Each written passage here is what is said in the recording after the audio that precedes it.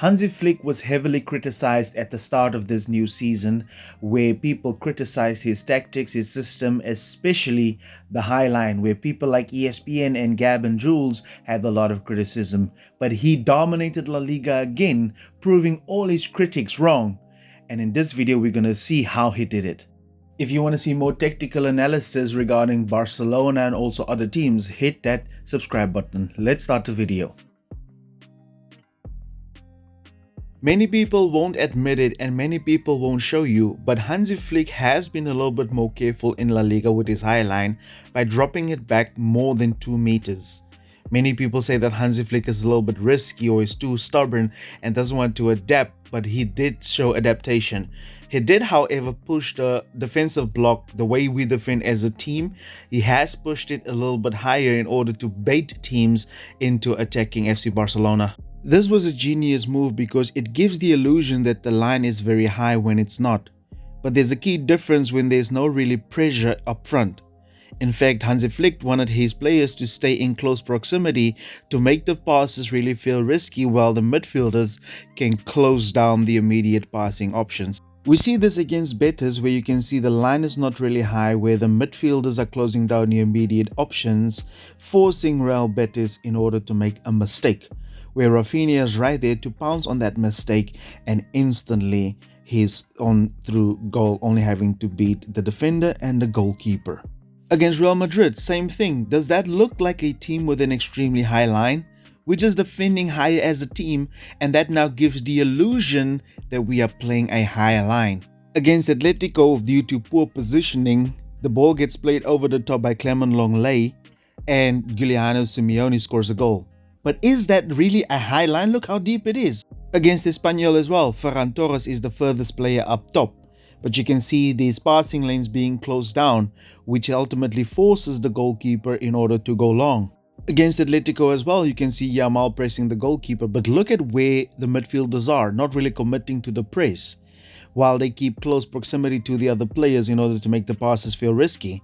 However, one of the fullbacks springs up and actually gets the ball, and now Atletico is in trouble. So it's good to look at these things as well. In fact, did you know that Barcelona didn't even have the highest defensive line in Europe on average this season? We're not even second, we're not even third, we're not even fourth, we're fifth. Even Brighton had a higher line than us. So I don't understand the hype against Barcelona's high line when 4 Premier League teams has higher lines than us. Maybe the focus should be different. Maybe La Liga is just better at converting chances and scoring goals than the Premier League teams. Compared to last season, we've seen a much more narrow shape in the build-up phase and possession in general from Barcelona, where even if they would get a press, there would be a lot of numbers around the ball. I think Flick took this Xavi approach of securing more players around the ball in order to retain possession rather than the more vertical style play that we would normally expect from a Flick team.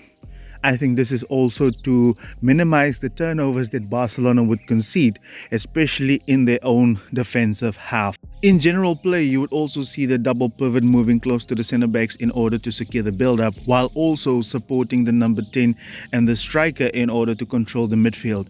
We would even see these group of players on the wings where they would make these counter movements and slip through in on goal. In this game against Osasuna, we see that Pedri and Eric Garcia, who is the double pivot in this instance, remains close to the centre back so that they can be easier passing options. And you also see them having to go forward in order to create like this diamond within the midfield. Now, I don't think Flick wanted to hinder his verticality. This actually makes the passes just maybe 1 or 2 more passes. Same thing on the wings with Lamine Yamal and also Koundé supporting each other and having more numbers around the ball. In my opinion, this is totally against what Hansi Flick normally does because he wants to have the verticality. You don't often see Flick teams being so congested there with a lot of players around the ball. Now, there's 2 reasons why I think Hansi Flick does this. This is to retain the ball. If you have so many players around the ball, it's going to be extremely difficult to take the ball off of Barcelona. That's why you've seen Marcus Rashford slip in the half spaces so many times this season, scoring multiple goals because of the counter runs that they do. Look at this frame right here, how Barcelona managed to make Atletico very static because they cannot really jump out to press right now because there's so many players between the lines, so it's a risky thing to do.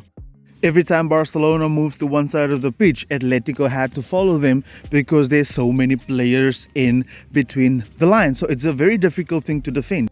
Not only do numbers around the ball allow you to retain possession, which Barcelona actually increased as well. In fact, we actually broke a record in this game right here. It also allows you to make quicker and easier ball recoveries, meaning the counter pressing will be more effective. In fact, did you know that Barcelona made more ball recoveries this season compared to last season? And did you know that Pedri actually broke a record having the most ball recoveries? They don't tell you that. Did you know that Barcelona conceded less counter-attacking goals? However, the goals being scored against us were important goals, you know. But that doesn't mean to say that it was bad. Barcelona conceded less goals than what was expected. We outperformed our XGA this season. But I guess people don't tell you that. To secure more possession and be more effective in ball recoveries, Flick introduced asymmetric fullbacks, meaning the other one goes up and the other one stays back as a third centre back. But João Cancelo and Balde was the more prominent fullback to go up higher, while Koundé actually took in a more everted fullback type of role for Barcelona.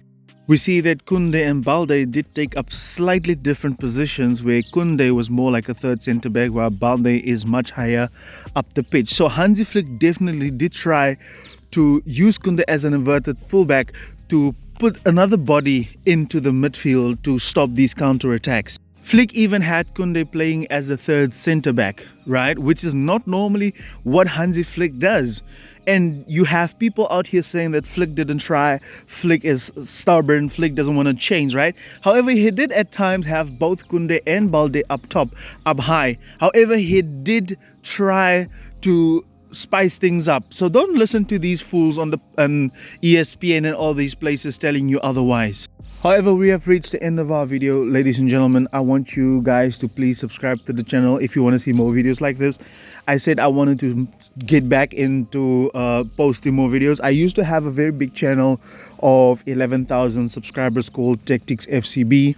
So if you watched up until this point, I want you to comment down below Tactics FCB. As always, I will see you in the next one.